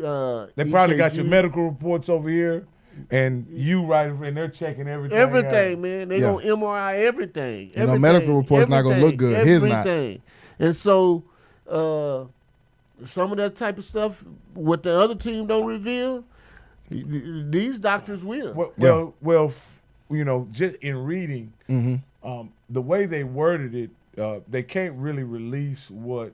No, because he's not their player. Well, no. They can't release what is for NBA players. They only can release what's on the medical report. He wasn't on a medical report, injury report before he was traded, so they can't release any of the medical information that was found during the. They can't disclose that because he's not their player. Yeah. Well, I mean, he would have to. And he would have to okay it too. Yeah. But he's not their player, so they can't release anything on someone that's not their player. He's not their player until that physical is passed. Let me ask you this here, Walt. How does Dalton Connect feel? Is he like crazy? Is he upset because they even traded him? Is he relieved that he gets to go back to? He's relieved that part because too. Man, you go back to sunny LA, man. You was in Charlotte with Luka and LeBron. Luka, and I know that's one of the guys. And you can go as a general manager. Pelinka can go and say, "Hey, man, you know we didn't want to trade you anyway." Because I know that's the decision. They didn't want to trade that guy. That guy is in his first year, and he's coming in and he's been playing well. Been effective, yeah. Yeah. So now you got to go back and you got to reassure him that, hey, man, you have a spot here, and you know Cam Reddish. He's a veteran. He's been in the league, and he's about to get cut too because they got to open up a spot to get a center now. Yeah. So he's who they gonna get? And find something. See, and like I said last time, I don't think they need a center like that. Just my opinion, because they're gonna have something to get in the playoffs. You know to win a championship, they'll have to get one. But that's just for this year. It's a guy in Denver that you gonna probably. And he'll kill them if they play them. But if they don't play him, what center are you scared of in the Western Conference? Well, because most of the teams don't have a center. If they play Jokic, they're getting killed. I mean, that's just straight up. So if you play the Mavericks, you're gonna get killed. Mavericks might not be there. They ninth, and Anthony Davis gonna miss the next 2 months. Here's what I say, like last year. Yeah, Jokic can kill you, and he can kill you for 50, right? But there's only one ball on the court. So who's gonna defend Luka? Who's gonna defend? You know what I mean? So Reeves you know, every game is a story in and of itself. I think you're right. That gives them a built-in advantage inside if they have to play Hayes against Luka. I mean Hayes against Jokic. Yeah. Jokic. However, that doesn't make a series or a game unwinnable. No, is what I'm saying. They'll be in every game. Yeah. Like they were last year when they lost to the Nuggets. They're conceding the inside and all that kind of stuff if they put Jokic there. But again, what I want to ask you guys is, what did you guys think about Austin Reeves losing his mind? 45-piece McNugget. 45-piece McNugget. Yeah, it was on TV. Yeah, 45-piece McNugget from Austin Reeves. I mean, that's going to be – you get all three of those guys together, I think once they figure out how to play together, man, the Lakers are going to be dangerous. You know, everybody said this stuff about the Mavericks and how great they're going to be. First off, Luka's better than Anthony Davis, like I said last week. So they can't win the trade. It can't be you won the trade, but we got the better player. That doesn't even make sense. Luka's better than Anthony Davis, as good as Anthony Davis is. You put Luka in there with LeBron, with shooters. They get a shooter back with Dalton Connect on the team. Man, I think the Lakers are going to be dangerous. The Mavs, to Wayne's point, man, none of them dudes stay healthy. Klay Thompson be hurt, and he's 30-something. Kyrie be hurt, and he's 30-something. Anthony Davis might miss the rest of this year and going to come back at 32, going to be hurt. So Lakers won this trade, in my opinion, and we'll see how Luka looks tonight. And it's been shots fired from the owner, the Mavericks. So now you get to a point to where you didn't motivated this guy. Yep. And he goes and he plays with a guy like LeBron, who can help him with his career. Yes. talk to him and tell him, hey, this is essential, must, if you're going to be a great player in the NBA. You great now, but you can be greater. What y'all? And that's the key. What do you guys expect from Luka tonight in his debut against Utah? It's his first game out there, so he's gonna be trying to feel everything out and he get acclimated. Man. Yeah. Well, you know what I expect. Look, I expect tonight, since it is the Jazz, everybody to kind of defer to Luka, see what kind of figure it out. I agree. What I'm interested in seeing, because I watched the Lakers play without AD the last, I want to say 4 out of the last 6 games. Mm-hmm. Last 2 weeks. The Lakers have a system that they're running now. They got a good coach. Mm-hmm. They got a system that they're running. Mm-hmm. They got good ball movement. In some cases, their ball movement is probably even better when LeBron's not on the floor. Mm-hmm. You know what I mean? And for some reason, even though the guys aren't great shooters, they're getting great shots. They're getting good shots. So I don't want that rhythm to be disrupted, but I think you have to get ready for a team where Luka can impact winning, and he has to get in condition or whatever. So yeah, I don't know if The Luka's going to Lakers be at home tonight. Yep, home game. Ooh, Yeah. that's Staples how, Center. that's what stories are made, man. Yeah. That's why sports is so fantastic, man. I'm saying he scored 30 tonight. Does Luka I agree. So I think Luka's one of those guys. He's gonna score according to how many shots he puts up. You know what I mean? For instance, he's a pretty efficient scorer, and if he puts up 20 shots, you can guarantee he's gonna get 30 Easy. points. Well, yeah, because see now, you didn't switch teams, so now your focus is a lot sharper, man. Because you didn't switch teams, and you know all eyes on you. Mm-hmm. You know you have something to prove. I think he get 30 tonight, man. And then you think about it, man. This is Hollywood. This is where movies are made. Yeah. Man. This is where stories come true. Their dreams come true. Let me ask you this here. There's some people What that do you went on the think bus, this do for? Okay, AD was LeBron's guy, man. You know, AD, he had a special relationship with AD. You could tell they were very close. But LeBron is a basketball savant, so he also knows what this means, right? As far as the team is concerned. In my mind, does this in any way create a situation where LeBron gets more rest and is probably could be more energized for the playoffs? Yeah, it is. It is because now, you know, when LeBron went off the court, and when LeBron went off the court, they didn't have that leadership. Now they have somebody that can score, that can facilitate, That can do everything he can do. Everything he can do. Mm-hmm. That can rebound, but he can't play defense. Yeah, But that's the only thing. That's the only yeah, thing because yeah. LeBron it can play defense when he wants to. Yeah. But especially in the interior. Yeah. Any guy, And people don't score on him. I think his help defense that everybody talks about, and LeBron doesn't play defense. He doesn't come and play help defense like that anymore. But people don't score on LeBron. Like they're not going to get him in the pick and roll. Well, he plays defense probably to the scouting report, so Right. where he doesn't have to. right. You know, he doesn't have. He's not good. He's getting you off your spot, and you don't have to shoot it somewhere other than what you want to shoot it. Agreed. Well, you know, so he's like that, and he's a guy that on most guys he can play decent interior defense. Mhm. Now again, where I think the Lakers struggle is where they struggled, have struggled probably the last 4 years, and Luka's not gonna help. On ball defense, ball, Yeah, perimeter they are defense. horrible.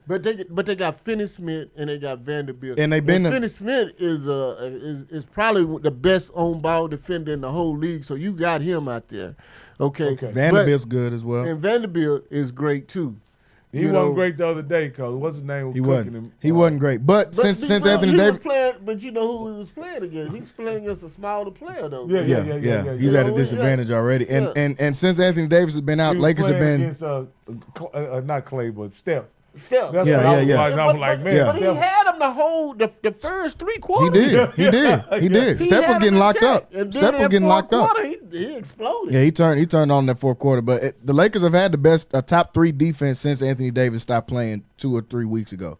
So if I don't know how they replicate that with Luka on the court, they probably don't. Honestly, you find some way to hide him on the court because people do it all the time. And at the end of the day, no matter how much defense he doesn't play, man, they was in the finals last year with the no defense, and Kyrie don't play defense. And a couple of the other guys they had out there didn't play no defense as well. Yeah, They were still in the finals with Hey, it. I actually thought Bronny. I didn't look. I looked in the stat line. Looked like Bronny had a G League date the other day. He when didn't stay in the G League all year. No, well, I was thinking that. I was thinking since they traded Christie, he would get some on ball service. And Christie been balling. Yeah, Christie been playing great. Balling the other night. He's been playing great. Even the last couple of weeks with the Lakers, he's been playing great. The Mavs played great as well. But yeah, to your point, I thought Bronny, there's a spot there, and Gabe Vincent will get most of those minutes because Bronny's not going to contribute anything offensively at this point in his game. But defensively, I still believe he's probably their best defensive guard. That's what I hope that they would have got better at. I hope they got. I was wanting them to go with get Vincent. with some on-ball defense. I thought they would have got some better guard defense. I've been saying all year that they should go. They went and got Davion Mitchell from Toronto, and then I see he ended up getting traded for a second-round pick. And I'm like, the Lakers, what are y'all doing, man? But I know I may be a little behind on this, and you may have already said this walk on the previous show, but I want to ask you this: what was first off, what did you think when Luka was traded, and then the other thing is, why do you think Luka was traded? Well, I think Luka was traded because they didn't want to commit to that $350 million. Oh, okay, so we agree. Okay, and what my understanding is, and I know somebody who works with the Mavericks, and he was telling me, we're going back corresponding back on Messenger, and he was telling me that, well, Luka and Nico. Luka wasn't listening to nothing he said. He was Mark Cuban's boy. Mm-hmm. So, I mean, it was a power struggle between Luka and Nico. He was more powerful than Jason Kidd and Nico. And now they got signs. They got protesters, people that don't even want to buy tickets in Dallas now. Here's my deal. So is that I sincerely believe that this call was not made by Nico.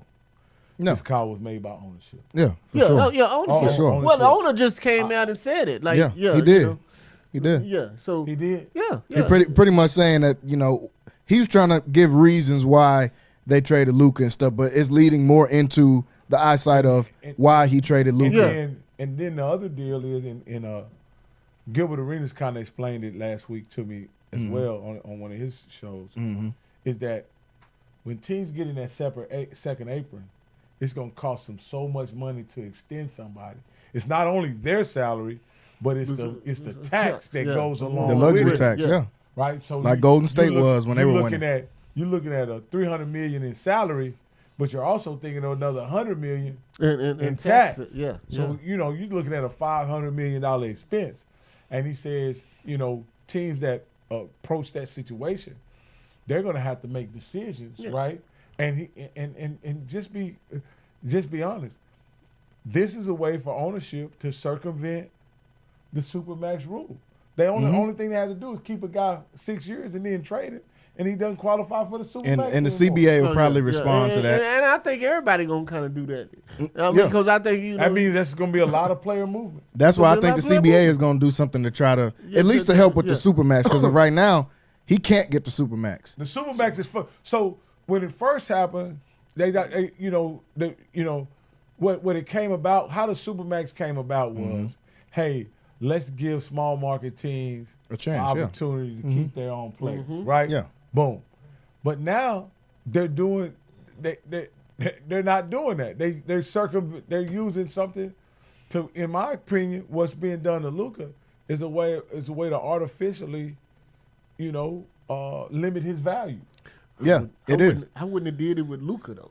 No, it doesn't make any I sense. mean, But the new owners don't care about basketball. Yeah, they don't care about they're that. They're try not to get basketball guys. casinos Yeah, in they gamblers. yeah, they try to don't get care. They don't care about casinos in basketball. Texas. No. That ain't helping. They into No, it's making not. It's not they, at all. They into making money, not giving away money. Exactly, And 100%. So, with that being said, they don't care about all that. No. So I mean, we can go get Anthony Davis. He's already in the contract situation where we don't even have to pay that money, and you don't have to really pay no state taxes in Texas and this that. But it works for. I think it works for the getting Lakers. 260. Yeah, something to where it's close to about $50 million a year. But I it look ain't- up what his contract and was. I think he got like 3 years left on it. Yeah, he got 3 years left. He'll be 34 when the so contract's you just think up. about that. That's what is that? 150 compared to 350. You gonna have to shell out probably another 100 million. And then you think about this. Also, you think about it works for Luka because you going to the Lakers. Lakers make money. They're top 2 teams in the whole NBA. Them in Boston, you know.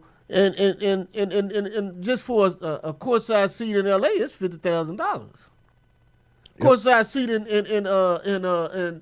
Dallas is what, 5,000? Yeah. That's compare completely different tax bracket. Yeah, a whole different tax bracket. Yeah. A ticket, a general admission ticket in Dallas is you can go get a ticket in Dallas for $50. Yeah. You might be Easy. on the nosebleed, but you go get that in Lakeland. You can get a good seat for 150, 200, and 400 to get it. oh yeah, just to get in the game and the Lakers, So you especially just with think LeBron and about Luka. Oh yeah. And like you said, I don't think it had anything to do with basketball. Like Rocky just pointed out, once you get into that luxury tax, and then they also probably just looked at. I still wouldn't have traded Luka. They probably just looked at teams don't win when they get into that over luxury tax. You think about the Lakers and their dynasty, or go before that. Think about the Bulls and their dynasty. They were able to continue their winning and continue adding players because Scottie Pippen signed the worst contract in sports history. You think about the Lakers when they had their dynasty in the early 2000s. Kobe was still on a young rookie deal. You think about Golden State. Steph Curry got injured the year before they got good, so he signed a 4-year, $44 million contract, which ended up being the best value in sports. Might be in sports history. When you think about, he won 2 MVPs after he signed a 4-year, $44 million. That's how the championship dynasties are built. Well, I agree with you, but NBA economics dictate that once you because they have what is close to a hard cap, very close to a hard cap, and the second apron is a hard cap. I don't care what you. It is a hard cap for sure. It's a hard cap. What ends up happening is because you reach a certain status as a player, the teams almost owe you the max because you've earned the max. And You I earned it because you appreciate- got to make All Pro, or second team All Pro, or third team All Pro. So, to get that. or you give your leverage away and let the player walk, and then they can start doing again what Bosh and LeBron. Whatever they want to stop. They want to stop what Bosh, LeBron, and Wade did. You know what I mean? But they also want to artificially keep salaries down. So you can't have it both ways. No. You can't keep salaries down, whatever. Now, this situation with Luka is very interesting because I asked this question about Luka. Does Luka, because he can't get the max, and the max contract adjusts every year, does Luka do the LeBron deal, 2-year, Yes. 1-year option? Absolutely. 2-year, 1-year option. Oh yeah, no Absolutely. doubt. That you 1 year have to out. be smart Until about your decisions. until he can earn the supermax. Yeah. 'Cause I forgot how many You- years you got to be on the team to even. Yeah, but you have to qualify be for that. smart, and that's smart on his part. And Yeah, now you go to 100%. LA where you gonna be in more commercials. I looked today. He got the best selling jersey in Nope. Number one right jersey now, in NBA. Now you in commercial. You may be in movies. You gonna be. Can re-up on his Jordan deal that he's got right now. Yeah, he's So gonna they make a did killer. Luka a favor. They did. When you go from a So small market like Dallas, where you probably was a team in Dallas and you could do this, you just think about him now. Think about going to so LA. let me ask you this, because this is my other theory, Mhm. right? My other theory is the ownership went to the NBA and said, "Hey, we don't want to pay Luka. How can we not pay Luka?" And they said, "Well, hey, he's not going to sign for anything other than the Supermax if you guys don't offer it to him." They decide we're not going to offer it to him. So then the NBA says, "Well, you can't send him to Charlotte. You can't send him to Indiana. New You York, can't send him to Los Angeles. Them is your choices. Yep, that's what. Those are your choices. That's New what, York and Los that's Angeles. what I think happened. And so, for a business move for the NBA, they say, if you're gonna do it, because they could have waited. They could have waited till next year to do it. They could have. But they said, if you're gonna do it now, right? Where LA when the gets- ratings are down. Yeah. No, not when No, ratings no, are down. I get what you're so saying. so that the Lakers get a full year to establish a relationship and make some of that max money they're gonna have to pay him. You know, For sure. And so what I'm essentially saying is an even swap, and they get the better player. It is. Money wise, It is. What yeah. I'm saying. Money wise. Money wise. Yeah. Right. It's an even swap. And like I told you, I'm not even mad. You know what I'm mad about? Brunson. Brunson is all pro. They let Brunson go. They let him walk, and they Nico didn't say- Harrison's track record is not looking too hot Well, I think whatsoever. He left before Nico. Yeah. No, that was Nico's that first was year. Nico. That was his first big year. decision. That was- yeah. Is They that didn't want to pay this man, and all he wanted was another $5 million or something like that. they were going to get him on a super Okay, cheap so- deal. super cheap. So from And what now I this understand, I think it all was 4 pro. years, $55 million. It was Yeah. something super So- cheap. So let's be honest. Once Cuban criticized his daddy, it was over. But he still wanted to come resign. back. He still wanted to I don't resign Still think- wanted to come back. I on a cheap deal. 4 years, Yes. 50 or 60 Yes, million. he still Super wanted cheap to come deal. back, right? They said no. His agent said, we'll take 4 for 60, and the Mavericks said no. Okay, but I thought the original relationship was ended when Cuban openly criticized Daddy. It Ball probably or something soured, like but at that point, Brunson is not. He's trying to get solidified money. He said 4 years, 60 million. Brunson, a second round pick. He's like, okay, I'll take the 4 years, 60. Nico Harrison said no, and that's how he even got to New York. But he ended up getting $21 million a year from the Knicks. He did, but he was going to sign an extension. Yeah, he was going to sign an extension. He was going to sign the extension, and Nico said no. And then he went to the Western Conference Finals, And, and and now he all pro. Yep. Oh, okay. Yeah. So maybe I got it wrong because he didn't say Nico had already said no before he went to the Western Conference Finals. Mm-hmm. That's when the Western Conference Finals is after the Western Conference Finals is when he ended up going to the Knicks. when Cuban had something to say, yeah. about his dad. Yeah, and Luka got hurt. Jalen had to play. And got them all the way, was got them to balling. the second round. Was balling. They would have lost in the and first you round. could see his potential at that point. Yeah. So, and it was his first year. And first or second year. So now you don't let him go. Now this man all pro. I mean, That was Nico's first decision as GM, because that was his first Nico, year. like you say, Nico's track record ain't good. No, man. because that was his very first but decision my he had to homeboy make. told me that Nico and Luka didn't get along at all. I bet they didn't. They was like they were bumping heads, and Luka Nico wasn't even seems- speaking to him. Nico seems like one of those guys that assumes he knows a lot. Not saying he doesn't know a lot about basketball, but assumes he knows a lot. But we know he got that job because of his ties to Nike. He worked for Nike for like 20 years. Yeah, That's why he got the job. That's why him and Pelinka was so. If you can trade him to anybody, who you going to trade him to? Well, I've been knowing Rob Pelinka for 20, 30 years. That's why I'm going to trade him to. And that's how the deal even transpired. Well, like and got I say, to they him. had to keep it a secret because No. any Oh, yeah. rumor about Luka being traded, Oh, would Man, that'd have create blew it up. They would've burned hysteria at the Yeah. at the They'd have burned stadium. down American Airlines. Yeah, they would have. Yeah, man. no, seriously. Yeah, because now Seriously. they protested and everything. You They got waited till Saturday night. And didn't tell. The best thing I do like about it is they didn't tell Danny Super Bowl Ainge. was the focus. Yeah. The Well, best thing I like about it was they didn't tell Danny Ainge at all. And he ended up being the piece to help that trade go by. And he came out and said after, there's no way or no chance I would have helped the Lakers do anything. But they didn't tell him. The Lakers just said, hey, you want Jalen Hood-Schifino for a second-round pick? Okay, sure. Let's just do it. They didn't tell him you're part of a 3-team trade and Luka's about to go to L.A. Right, Because he right. said there's no chance he would have been a part of that whatsoever. And that's how the trade even went through. So I do like that they did that to Danny Ainge, though. Man. They put the okey doke on him. They pulled a Danny Ainge on Danny Ainge.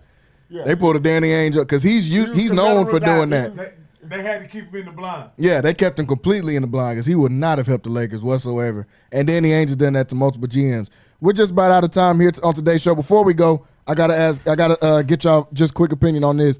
Aaron Rodgers is apparently moving on from the Jets. Something happened and they've come to some agreement to where Aaron Rodgers is not going to be the quarterback next year. He's going to get traded some type of way. Any thoughts on Aaron Rodgers not being there? This This is Aaron Glenn saying, "This is my team. Yeah. Ain't but one coach. Yep. And it's me." I agree. You know what I mean? And I think that's, again, I'm a pro player kind of guy. I'm a pro player kind of guy. But when you walk into a situation as a head coach, especially a black man in particular, you can't have any distractions. You gotta have. It has to be one band. What does it say? One band, one sound. One band, one sound. And I don't think Aaron Rodgers is a guy you can trust. I agree. To carry out. You know, I agree because he has his own agenda oftentimes more times than not. I agree with Rocky. You have to get rid of that cancer right now. You know, and get it out of there, and you have to start anew. You know what I'm saying?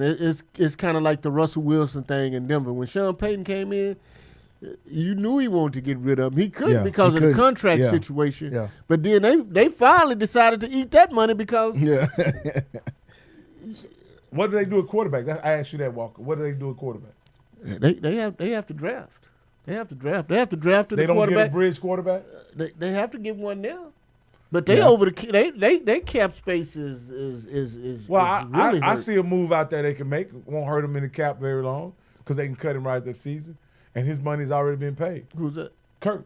That's what I was just gonna say. I think Kirk Cousins is going to New York as a bridge quarterback. Somebody who I think is, I'm not really impressed with Kirk, but I think he's ultimately a team guy. They have what they do have is a decent receiving core. Receiving and they got a running back in Bryce Hall. Two of them, because Braylon Allen played good as well. So, and there's only other. I don't think very much in Miami. So I don't think there's, I don't think the AFC East is that tough. Oh no, AFC East is terrible. Yeah. So they'll be fine. And like you're saying, Kirk Cousins is most definitely the best available bridge quarterback that'll be available on the market going into next year. So I agree. I think, just like you said, this is Aaron Glenn coming and saying, "Bro, this is my team. We're not. You gotta get rid of that. Yeah, we're not gonna do the. I gotta take my plane and I gotta do this and I'm gonna go over here and I'm gonna fake retire 6 times and I'm gonna go on Pat McAfee and say it was y'all fault. No, we're not doing that stuff. So I agree with Aaron Glenn, and this is the right move. 35% of NFL black head coaches get fired after their first year, which is an absolutely insane stat that even happens. And Aaron Glenn is a black head coach. So, hey, we're not even going to play that game. We do know that, I don't know what this percentage is. Very few of them go into a situation where they have an opportunity to either acquire or have a franchise quarterback. Yes. Yeah. And so I think that's Aaron Glenn's. His next move should be getting or acquiring or franchise quarterback. I don't know that. I want to say where they draft. I don't think. No, they're drafting in the middle round somewhere. I think in they're there. after the Raiders, and I think anybody after the seventh pick, right after the Raiders, seventh pick. Anything after the Raiders, Shador and Cam will be gone. Yeah, after the Raiders. And if someone doesn't trade up to get now. This is last of the week. Well, we're not on the radio, so we can go. So I just want to put this out to you, Walker. Is either one of those quarterbacks worth trading up for if you're the Raiders or if you're the Jets? I don't think so. And I'll tell you why. I don't think Shador is going to be a franchise. I think he's going to be a good quarterback. I don't think he's going to be a franchise quarterback. But I think he's going to be a good quarterback. Cam, I think he has a stronger arm and he can do just as many things. I looked at it. I looked at both of the guys, and I think Cam Ward is a better quarterback. I think most GMs agree with you. I think that's why he's going to be the first quarterback off the board. Yeah, because I looked at it, his decision making, and Shador comes from a pro style offense. Okay. But Shador passed 80% of the time. And he was effective when he has time. He holds on the ball a little too long. But I don't think he can throw to the wide side of the field. I was kind of looking at his arm strength and this, that, and that. He can't throw to the wide side of the field. He has great anticipation, but I think on flatter distance throws, his balls loses energy as it gets, which makes it really easy to catch. Yeah, but it also makes for it both easy teams to catch. to go the other way. Both Yeah. teams can easily catch. They go the other way. Yeah. And then you look at Cam Ward. He can throw to the wide side of the Oh field. yeah, he has because he got has an arm excellent strength. So, but the Giants, who I think have the first pick, if I'm not mistaken, he like Eli. Third pick. okay, they had, old boy messed them. Yeah. That last win got him out of it. It's Tennessee, Cleveland, New York, New England, and Jacksonville, who aren't going to take quarterbacks. Then at 6, Vegas, 7, New York Jets. So I don't think the Jets is going. I'm gonna be honest with you. I don't think the Giants are going to pick either one of these guys. You think they're just going to go in the next year with No. Drew Lock? Yeah, I think they'll pick one. think- I think they'll pick no. one of them. So here's the deal. I think the Giants will probably prefer to have the McCarthy kid from Minnesota if they could somehow get him over whatever. Because I think Minnesota wants Darnold back. Yeah, as they should want Donner back. Yeah, they should. But then you got to have a long-term plan as well. You do. So you keep both of them because that's draft. They ain't paying them that much. I think they That's go a the draft Green pick. Bay approach. I think they keep Darnold for the next 3 years, Right. probably, right. and then let McCarthy come in on that 5th-year option, and let McCarthy, similar to what Jordan Love did, played on his 5th-year option, and then they extended him after that if he's good. It's going to be like $30 million. But like you said, I think Yeah. they can go and get a guy because they're gonna cut Kirk Cousins. So you go get Kirk Cousins, and you that's what the Jets should do. So, But the Giants, they have so many needs. So even if you go out and get a quarterback and you get one of these guys that's really, I mean, Cam Ward. If I'm gonna take a quarterback, that's how I'm gonna take Cam Ward. I think Shador is first round talent too, but I think he's kind of like an Eli Manning to me, kind of like in that situation. Yeah, That's a very good. not a strong Physical traits. Yeah, not the strong arm, not really too fast either. No, not at all. You know, not at all. So he's gonna be a manager. He's gonna be a game manager. But he has the tools because he's been around the people and the coaching staff that he can come in and he can run the football team. I really would like to see Shador in a situation where he could be successful pretty early. It ain't gonna be with the Raiders. No, it is so, not. So I'm thinking, They're I'm terrible. thinking what Shador would look like with a guy like a Kellen Moore. What would he look like? With the Saints, yeah. If somehow he could get to Number 9. Miami, get to Miami, I think that would, I think If he's all the way there available for 9, do the Jets take him at 7? even if, because I think this is a reality. Mhm.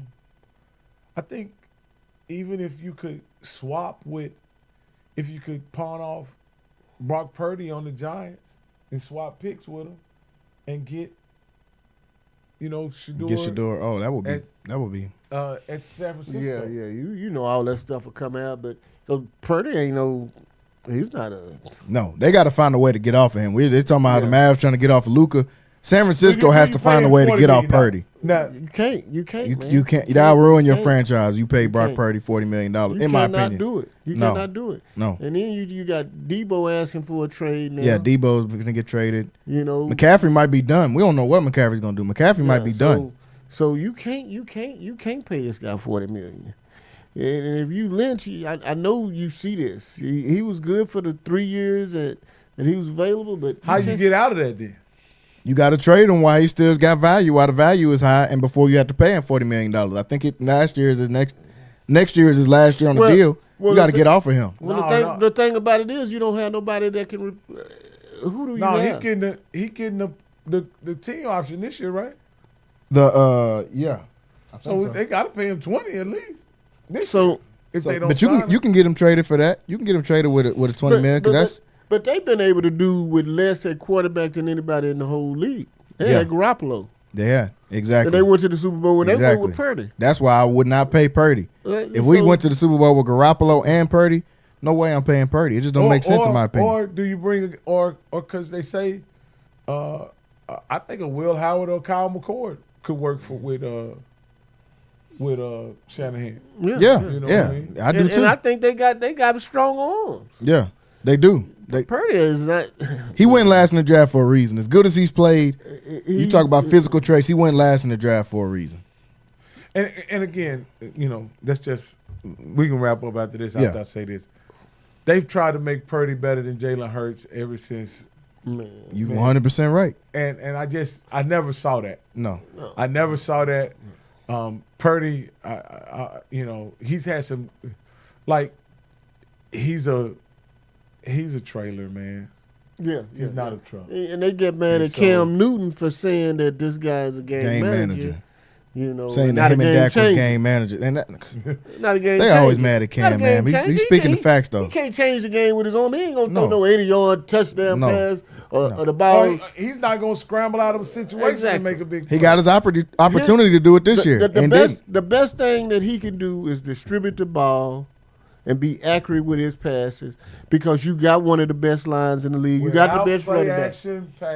Without play-action pass, the threat of play-action pass, he is a substandard quarterback in my opinion. He's Sam Darnold in New York, in my or maybe a step above that because he doesn't have the arm talent, doesn't have the speed to get outside the pocket, any of that stuff. But like I said, we got plenty of time to break down the NFL draft as we are now in off-season mode. You enjoy Cedric tomorrow. Yeah, all by I don't know yourself. if we're going to talk about anything but the Eagles tomorrow. So hopefully we got enough out of it today to be able to talk about. I know we got plenty of Eagles tomorrow, folks. So we'll be back tomorrow, same time, 5 to 7 p.m. right here on Centex Sports Network. We'll be back. Want to thank Rocky and Wayne for jumping on here with me. We will see you guys tomorrow to talk some more Super Bowl. Have a great night.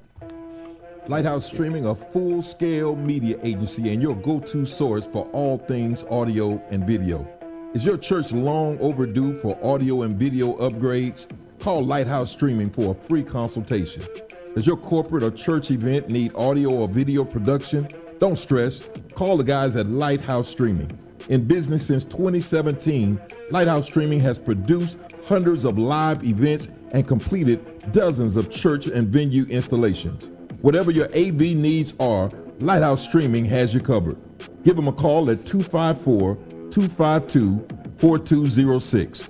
That's 254-252-4206. Or go to